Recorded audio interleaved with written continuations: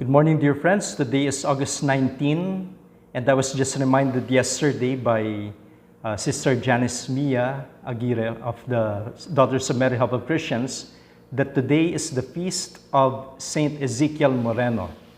Well, he might not be very familiar to all of us, but there's one thing special about this saint. This is a saint who speaks Tagalog, no? Isang santo, canonized saint na nagtatagalog. Why? Because he was assigned here in the Philippines. He's not a Filipino, he's a missionary from Spain. And he worked in many places here in the Philippines. Just a shout out to those who have him as patron, especially our brothers, the Order of Augustinian Recollects, OAR, and the Saint Ezekiel Moreno is a member of that order. And so they celebrate their feast today. As in the many parishes, I think in Palawan and in other places where Saint Ezekiel worked, he is also the patron. And we are reminded by Sister Janice, she said in her page, today we celebrate our parish fiesta in honor of Saint Ezekiel Moreno with a solemn celebration of the Holy Eucharist, officiated by His Excellency Bishop Socrates Mesiona, MSP, DD. Saint Ezekiel Moreno, model of courage in times of suffering and patron saint of cancer patients, pray for us. So if we know of people who are dear to us who are suffering from cancer, then we could pray to Saint Ezekiel Moreno. And there on the screen, you would see a picture of the saint, and together with that, the image that he has in the parish of Macarascas in Puerto Princesa, where once upon a time our Bishop Broderick Pabilio worked as a parish priest, and he was ordained on this day, on the feast of Saint Ezekiel Moreno, in the church dedicated to him there in Macarascas, Palawan, where also Sister Janice and the other Salesian sisters are working. Well, just something about his life. He's a member of the Augustinian Recollects, and we know that this is a congregation that has been in the Philippines for a long time. And maybe as an introduction, the Recoletos, as the Augustinian Recollects are called, have in their website this historical note that the Philippines, quote-unquote, discovered by Ferdinand Magellan for Spain in 1521, the reason for which we are next year celebrating the 500 years of Christianity here in the Philippines. So the Philippines was officially incorporated to the Spanish Empire under King Philip II in 1565. And then the king ordered an expedition. Of course, you know that in history, under the command of Miguel Lopez de Legazpi, to conquer it. And so the expedition left Mexico, reached Cebu in 1565, and with Legazpi were the first group of Augustinian friars. Hence, the evangelization of the Philippines accompanied her conquest. Okay, so the mission field in the Philippines was vast, and so many missionaries were needed. And so with the authorization from the Spanish crown, other religious orders were mandated to come to the Philippines. The Franciscans in 1578, the Jesuits in 1581, the Dominicans 1587. And then in 1593, a royal decree of King Philip II ordered the assigning of the missionary orders in the Philippines to specific regions and provinces. And the representative, Governor-General Luis Perez Dasmariñas, implemented this decree. And the divisions of the archipelago among the above-mentioned religious missionary orders ushered a systematic evangelization of the Philippines. So, dear friends, this is the reason why each of these different regions that we have, they have been evangelized by different missionaries. Here in Southern Tagalog, there were the Franciscans. And then Calamba, there were the Dominicans, even as early as that. Usually the religious orders that appear in, for example, in the novels of Rizal. And then in the north, where I was born, that's in Tarlac, plus the other provinces there, we were evangelized by the Augustinians, OSA, and so on and so forth.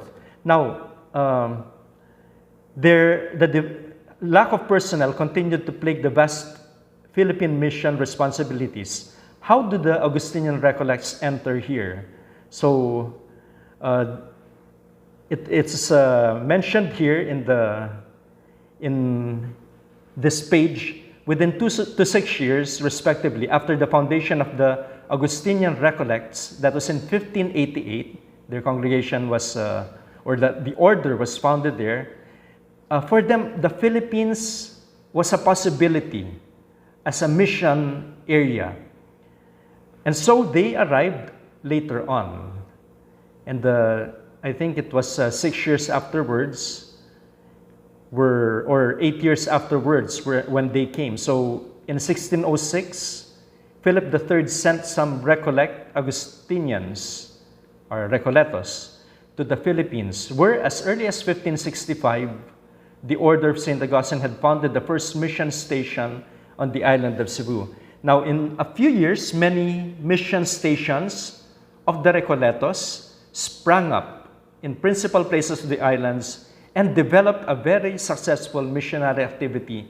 And today, we have them. They're very much present. San Sebastian, for example. And then also these places in the Visayas, the University of Negro Occidental Recoletos, also in Cebu there, the Recoletos. Now, where does Saint Ezekiel Moreno come in? He is a saint who has worked here as a missionary in the Philippines. And the one thing that we would remember is that in history, is that Saint Ezekiel sailed in that year, 1870, to Haro, Iloilo. And there he received and finished his minor orders. Before, once upon a time, the seminarians, when they enter and they would study for the priesthood, they would receive these minor orders. And what are these? No? Example are the order of porter, of lector, of exorcist, of acolyte, etc. Now, they're not anymore called minor orders, they are ministries, and they're diminished into these two, lectorate and acolytate. That is before ordination. And before you would be, after these minor orders, you become subdeacon and then deacon before becoming a priest. But anyway, Saint Ezekiel Moreno received minor orders here in the Philippines, there in Haro, Iloilo. And then a year later, he returned to Manila. And that's where he was ordained priest. From the Archbishop of Manila then, Gregorio Meliton Martinez.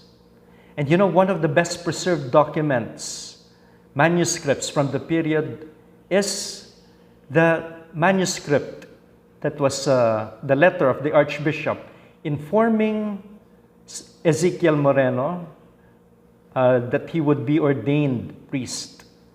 And then after ordination, he was sent in Calapan, Oriental Mindoro. And it is in Calapan where he became proficient with Tagalog. So, a saint who was fluent in Tagalog. And actually, when he was canonized in 1992, Filipino Catholics remarked that the language is now a language of the saints. Okay?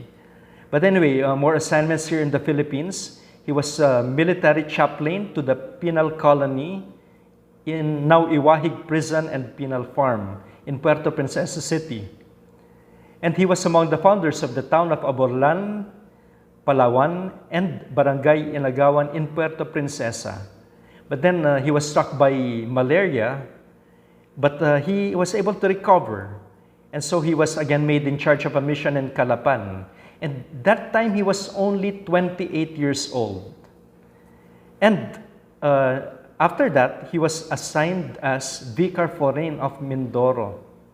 Now, he returned to Manila, And he was transferred to what we call now Las Piñas, known to all of us. And there he worked zealously for the development and the lives of the people in the area. Now, when he was a parish priest there were calamities that struck the town. And yet the people did not lose hope. Why? Because of his example. And the saintly way of life that he exemplified caused the people of Las Piñas to oppose his transfer to Santo Tomas, Batangas. As always the case, if there's somebody who is really doing well in the place where he is assigned, people would not want him to leave. But of course, the obedience prevailed, okay? And he was now transferred to Santo Tomas, Batangas. See, another place here in Luzon. And after that, he was recalled to Manila because he was appointed general preacher of the Order of Augustinian Recollects. And then later, okay, they were also requesting that he would not be transferred. And so he was a preacher general. He was now assigned parish priest of Santa Cruz Church. And later he was assigned in Imus and Bacoor.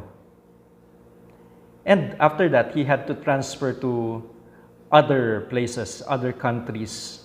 And he would eventually be assigned to the Colombian missions, and where he would become bishop of Pasto, Colombia. And so this is an example for all of us to really follow the word, follow the will of God. An example for us to be open to what God has in store for us. Of course, we would say that Saint Ezekiel Moreno was religious, a saintly person. But as I always tell people, it's depending on the state of life you are in, you can become a saint by doing the will of God. And so I would like to once again wish you all a happy feast. It's a feast that is not only for the Recoletos or for those who are in parishes named after this saint, but it is a feast day because God has sanctified our land with such people, and we thank Him for that. Even in our midst right now, there are people, priests, religious, lay people, who give good example, who are holy, depending on the state of life that they have. And in this, we are all called to. And so, wishing you all the best today on this blessed day of Saint Ezekiel Moreno.